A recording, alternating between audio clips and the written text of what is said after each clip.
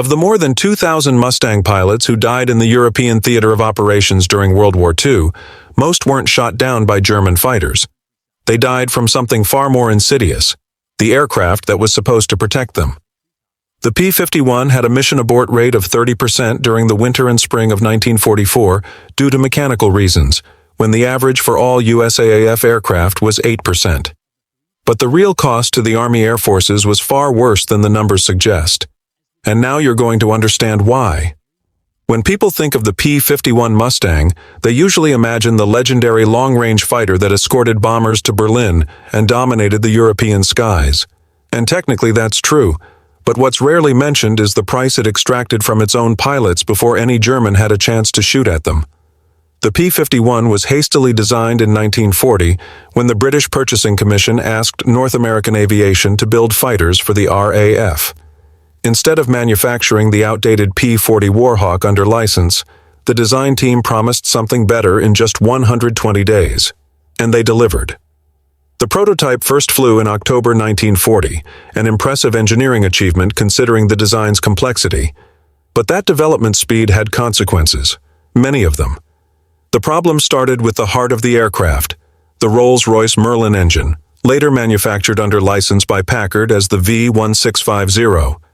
It was an engineering masterpiece that gave the Mustang its legendary range and high-altitude performance. But it was also a mechanical nightmare disguised as a technological miracle. Unlike American fighters with air-cooled radial engines like the P-47 Thunderbolt, the P-51 used liquid cooling. The system circulated a mixture of ethylene glycol and water through the engine to maintain operating temperature. And that system was the aircraft's Achilles heel. A single bullet hole in the ventral radiator, a loose hose, a defective gasket, any minor leak, and the pilot had between 5 and 15 minutes before the engine overheated and seized. No useful warning, no second chance. Veteran P-47 pilots who were transferred to P-51 units hated the change. The Thunderbolt could absorb incredible punishment and keep flying. The Mustang, on the other hand, was notoriously fragile.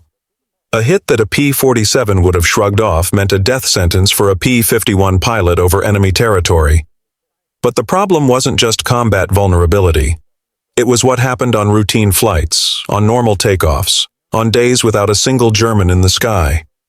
The P-51's fuel system was a barely contained engineering disaster. The aircraft carried fuel in multiple tanks, 2 in the wings, 1 in the fuselage behind the pilot, and on long-range missions, 2 external drop tanks. Switching between tanks required a precise sequence of valves and pumps. If you did it wrong, the engine quit, at altitude, over hostile territory. And restarting a Merlin in flight wasn't something that could be done reliably, especially if you were in the middle of an evasive maneuver or already descending rapidly. But there was something worse. The rear fuselage tank, added to extend range, dangerously altered the aircraft's center of gravity. With that tank full, the P-51 became unstable, prone to entering flat spins from which recovery was nearly impossible. Pilots had strict instructions to burn that fuel first before entering combat. But in the chaos of an escort mission, with formations breaking up and overlapping radio calls, novice pilots often forgot the procedure, or didn't have time to complete it, and they paid with their lives. Records from fighter units that received the P-51 during 1944 tell the same story over and over. Pilots who simply disappeared on training flights, aircraft that crashed on takeoff for no apparent reason, engines that failed over the English Channel, too far to glide back to England, too close to reach the French coast. In many cases, bodies were never recovered. Only witness reports of a Mustang spiraling into the sea or exploding in midair with no enemy nearby. Training made everything worse. As the war intensified and demand for replacement pilots increased, training time was drastically reduced. Pilots arriving at frontline units in 1944 and 1945 had a fraction of the flight hours their 1942 predecessors had received. Many had less than 200 total hours before their first combat mission.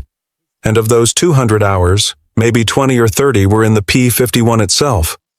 That meant pilots who barely knew the aircraft were being sent on 6-hour missions over Germany, operating complex fuel systems, navigating by instruments through clouds over unfamiliar territory.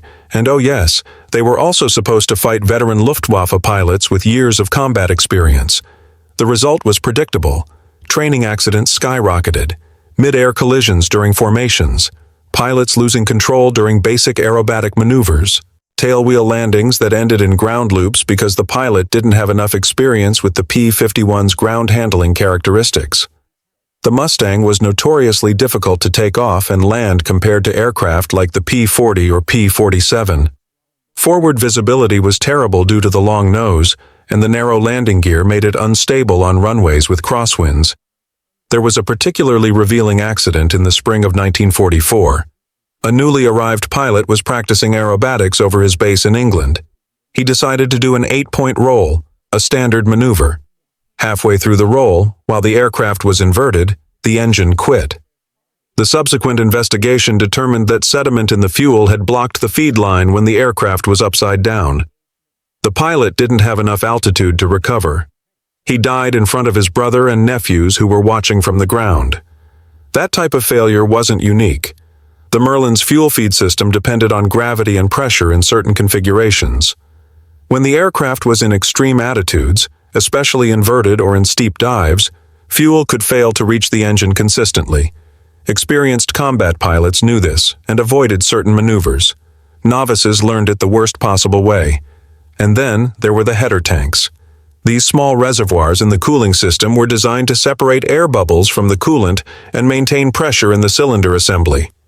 When they failed or leaked, which happened frequently due to defective seals or internal damage, the engine lost its ability to cool efficiently. Cylinder liners and heads suffered heat damage. Valves warped. Cracks in the combustion chambers. Coolant leaks through blown seals. The flight manual indicated a maximum coolant temperature of 120 degrees Celsius. But that figure was dangerously high. At that temperature, the heads were already suffering damage. Experienced mechanics knew not to exceed 110 degrees Celsius, and some recommended staying below 100 degrees Celsius. But pilots under combat pressure, monitoring multiple instruments while avoiding enemy fire, didn't always notice the coolant temperature was rising until it was too late.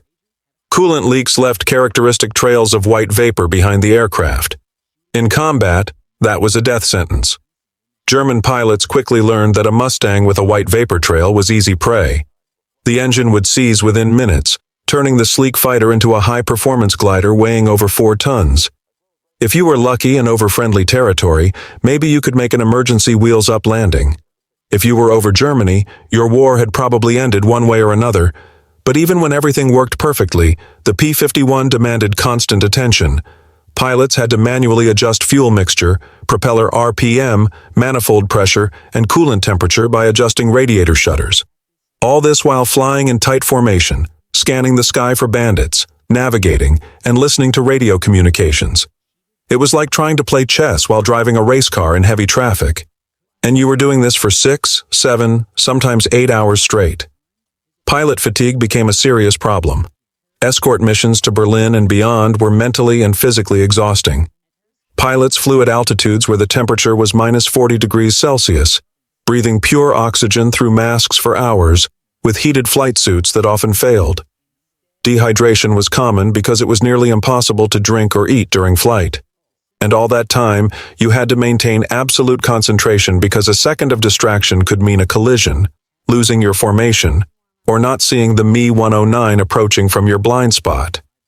Pilots who survived their first 10 missions had decent odds of completing their combat tour, but those first 10 missions were Russian roulette. Novices made mistakes that veterans had learned to avoid. They flew too close in formation and collided. They chased enemy aircraft too far and ran out of fuel.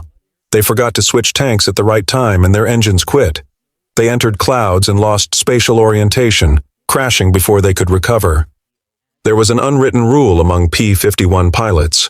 If someone new joined your squadron, you didn't get attached to them until after their 10th mission. The odds were against them, and everyone knew it, including the novices.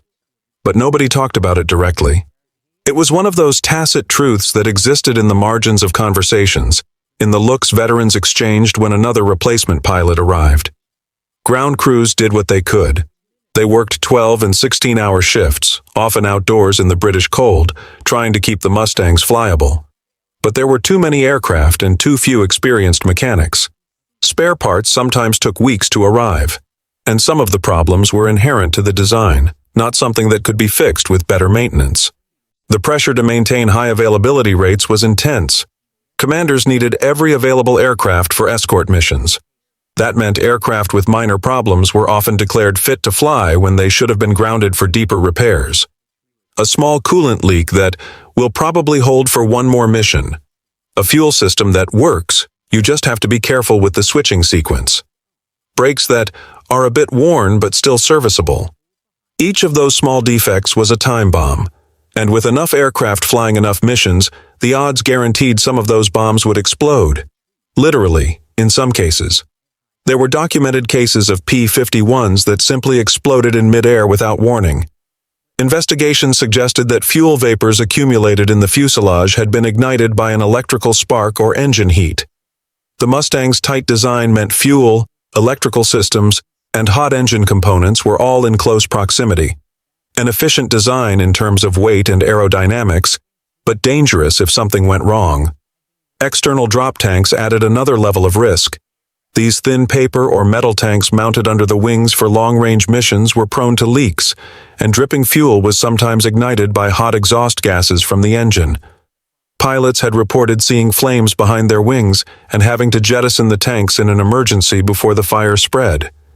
If you couldn't drop the tanks because the release mechanism had jammed, which happened, you had to decide very quickly whether to try to extinguish the fire with maneuvers or bail out of the aircraft.